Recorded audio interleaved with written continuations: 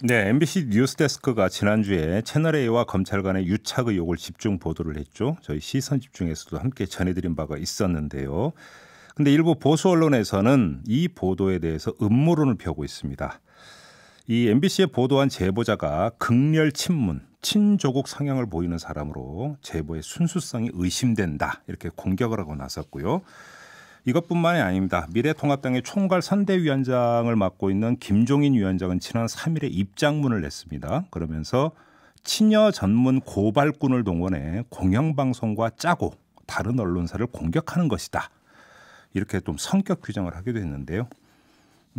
보도의 주인공이죠. MBC 보도국의 장인수 기자는 이런 음모론 공격을 어떻게 받아들이고 있는지 궁금해서 저희가 다시 한번 연결을 해보도록 하겠습니다. 자, 나와 계시죠? 네, 안녕하십니까. MBC 장인수 기자입니다. 반갑습니다. 네, 안녕하세요. 지난 한 주 엄청 바쁘셨죠? 예, 좀 바빴습니다. 예, 간만에 일하는 것 같았습니다. 이거 간만이면 안 되는데 항상 그렇다고 말씀하셔야 되는 거 아닌가요? 그래서 예, 이번 주도 바쁘시라고 월요일 아침부터 저희가 인터뷰 요청을 드렸습니다. 아무튼 감사드리고요.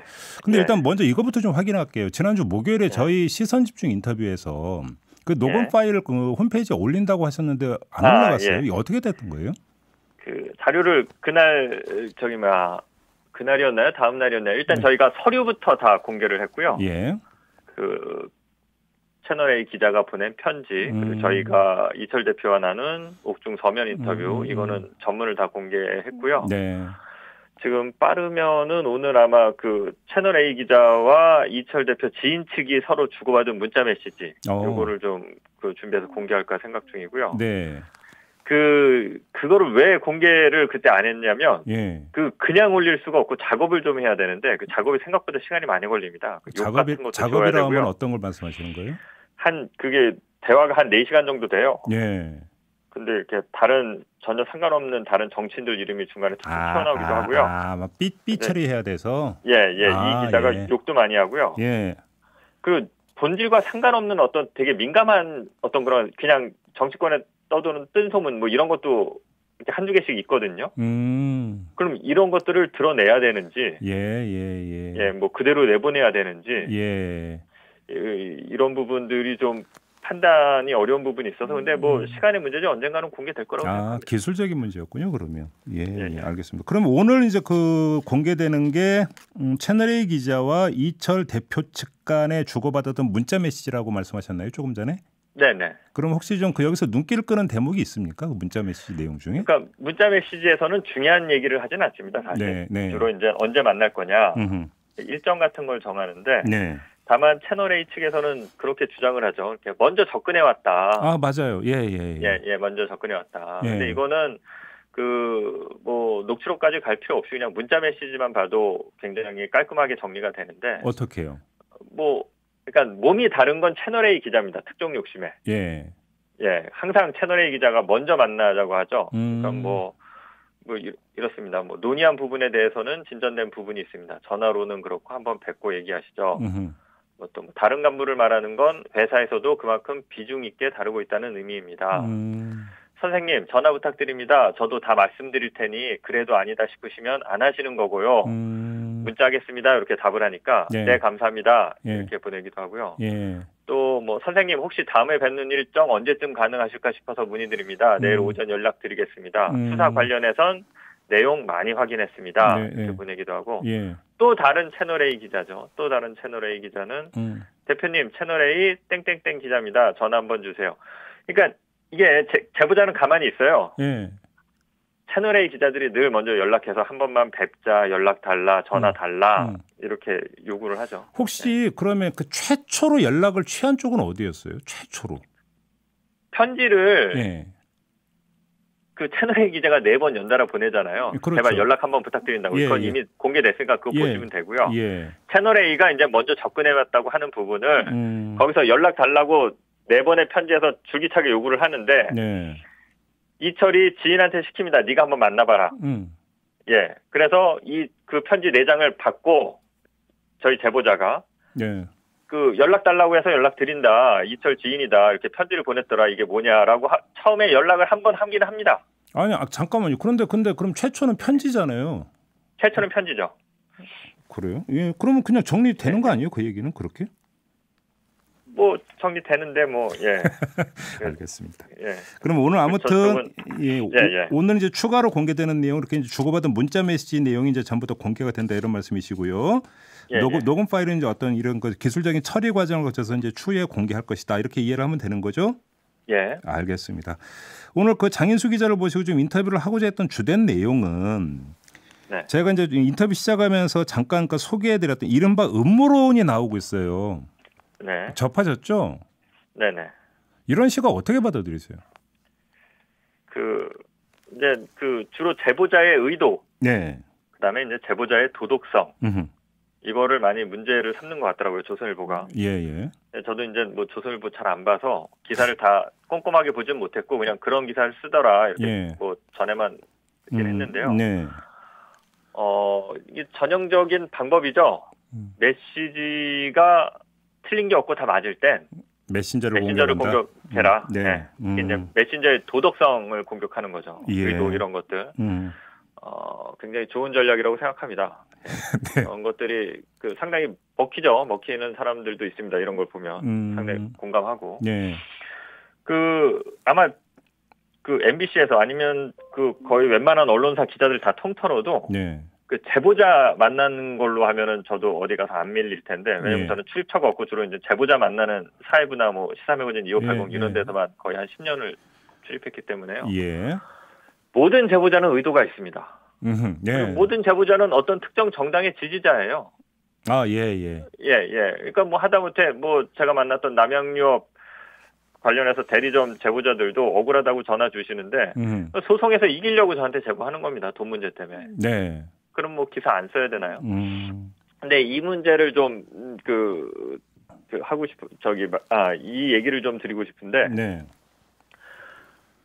이거와 관련해서 제가 우리 제보자의 제보의 순수성, 우리 제보자의 도덕성을 지키고자 한다면 제가 되게 멍청한 거죠. 조선일보의 프레임에 말리는 거니까. 그래서 저는 뭐 그 얘기는 오래 하고 싶지 않고 제보자가 일단 뭐 말씀드리면 정가 있고 뭐 특정 정당의 지지자인 거는 뭐 맞는 걸로 보여요.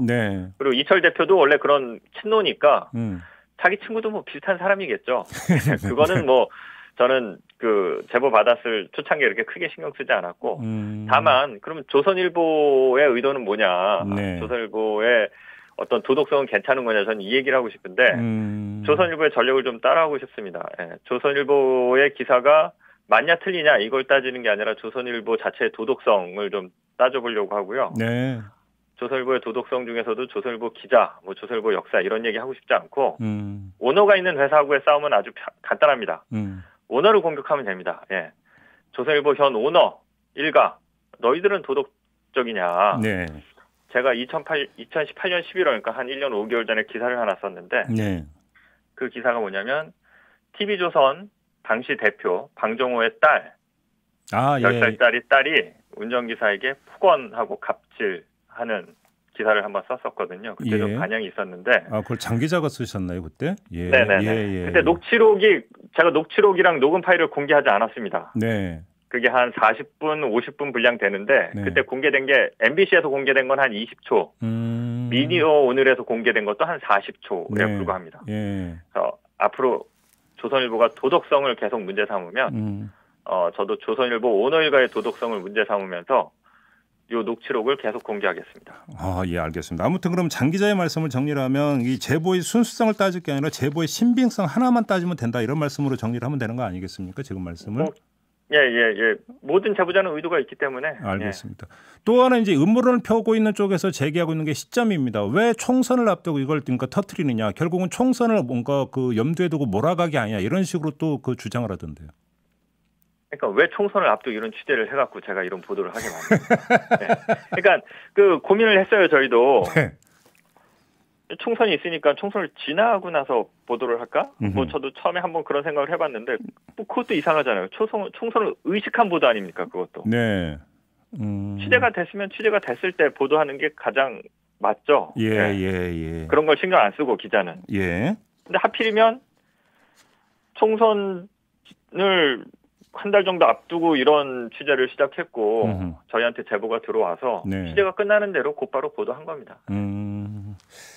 알겠습니다. 뭐 그 답이 아주 명확하기 때문에 더 여쭤볼래야 뭐 여쭤볼 부분이 없을 것 같고요. 이거 좀 하나 여쭤볼게요. 그 지난 그 금요일 토요일에 나왔던 보도가 그 검찰 쪽에서 MBC에 그 공문을 보내서 의혹에 대한 진상 확인이 필요하니까 녹음 파일, 촬영물, 녹취록 등을 제공해 달라고 요청을 했다고 하는데 맞습니까? 예, 맞습니다. 정식 공문 대검찰청에서 MBC 사회부로 전화가 와서 MBC 사회부의 팩스 번호를 알려달라. 팩스 번호를 알려주니까 그 팩스를 통해서 정식 공문이 왔고요. 그럼 이거에 대한 MBC의 그 입장은 어떤 겁니까? 그 대검이 자료를 달라고 하는 요청이 그 정말 이 의혹과 관련해서 뭔가를 좀 밝혀보고자 한다라는 그야말로 순수한 의도라면 MBC 자료를 확보하기 전에 간단합니다. 자기 검사장.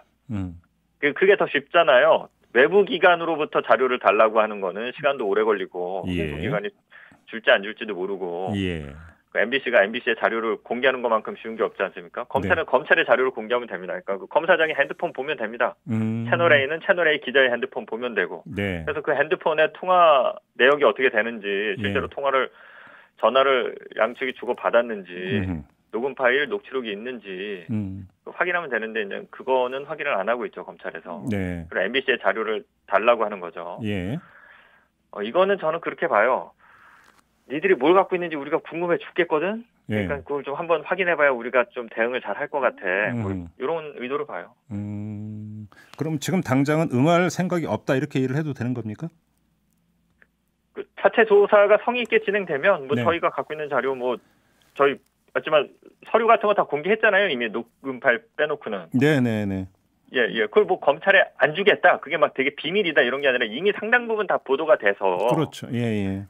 중요한 핵심 내용은 이미 상당 부분 다 보도가 됐고요. 저희가 갖고 있는 자료는 그리고 자료는 계속해서 공개할 생각이고요. 뭐 검찰한테 주겠다 안 주겠다 뭐 이런 차원하고는 좀 다른데 검찰이 성의 있게 자기네 검사장의 핸드폰을 조사해보면 굳이 뭐 MBC 자료가 필요 없을 거라고 생각합니다. 근데 그러면 이 검찰의 이런 그 조사가 감찰 차원에서 진행이 돼야 된다고 생각하세요? 어떻게 생각하세요? 당연히 진행돼야 된다고 생각하죠. 감찰 차원에서? 근데 뭐 하나만 하는 얘기죠. 뭐 절대 안 하겠죠. 알겠습니다. 하나만 더 확인하고 마무리할게요. 그 MBC 그러니까 뉴스데스크에서 일련의 보도 과정에서 이제 제기됐던 의혹 가운데 하나가 최경환 전 경제부총리가 경제부총리와 그 사람들이 신라젠에 토탈 65억을 투자했다는 의혹을 제기한 바가 있지 않습니까? 근데 MBC 보도가 나온 다음에 최경환 전 부총리 쪽에서는 황당하다, 전혀 사실이 아니다 이렇게 반박을 했는데요. 어떤 말씀 주시겠습니까? 이철 대표가 이 의혹을 제기했는데요. 그러니까 이철 대표의 주장은 이겁니다. 자기가 신라젠에 투자를 하려고 하니까 그때 이제 전환사채를 하려고 2014년 15년경에 전환사채들 형식으로 투자를 하려고 하니까 가급적 많이 하려고 했는데 최경환 측에서 돈이 들어오면서 자기가 투자를 많이 못했다 이거예요. VIK에서. 그래서 이제 그 당시 관련 자료를 조금 가지고 계신 것 같더라고요. 그래서 지금 이철 대표랑 계속 논의를 주고받으면서 그때 자료도 좀 추가로 받기로 했고요. 이건 뭐 이철 대표가 저희도 최종 확인한 건 아니까 이철 대표가 틀릴 수도 있고 최경환 대표가 뭐 거짓말하는 걸 수도 있고 아니면 최경환 대표가 실제로 그 투자를 안 했을 수도 있고요. 다만 검찰의 수사라는 게 이철 정도의 핵심 피의자면 피의자가 저 정도 자신 있게 얘기를 하면 수사에 착수하는 게 맞습니다. 예를 들어서 유시민 대표한테 그 채널 A 기자가 접근한 것만 봐도 무슨 완벽하게 뭘 내놔라 이런 게 아니라 사실 이철 대표 입에서 유시민 대표의 이름만 나왔으면 바로 강제 수사 들어갔을 거예요. 분위기는 검찰이나 채널 A의 분위기를 봤을 때. 근데 이제 굉장히 구체적인 그 정황 증거를 갖고 얘기하거든요. 당시 어떤 이름으로 투자가 됐다. 이게 차명일 거다. 요거를 한번 파보면 된다. 이 정도까지 얘기를 했거든요. 이철 대표가. 알겠습니다. 상당히 그러면 구체적인 정황을 알고 있고 뭔가 알고 있다는 거죠. 이것과 관련해서는 저희가 이미 아직 언론에 보도는 하지 않았는데 네. 추가 인터뷰를 이철 대표랑 좀 진행했고요. 예, 계속 관련해서 얘기를 하고 있습니다. 그러면 이제 관련 그러니까 자료라든지 인터뷰 내용을 확보를 하면 바로 그러니까 추가 보도가 나올 수도 있다 이렇게 이해를 하면 되는 거죠? 네. 예, 추가 취재를 하고 있습니다. 알겠습니다. 좀 기다려 보도록 하고요. 오늘 말씀 여기까지 듣도록 하겠습니다. 고맙습니다.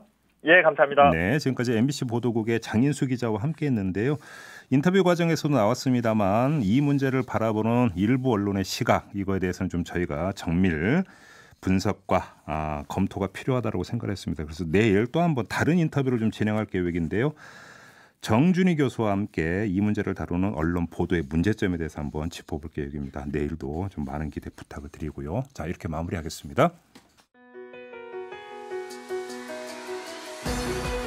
이슈의 핵심을 꿰뚫는 예리한 시선, 믿고 듣는 진품 시사, 김종배 시선 집중.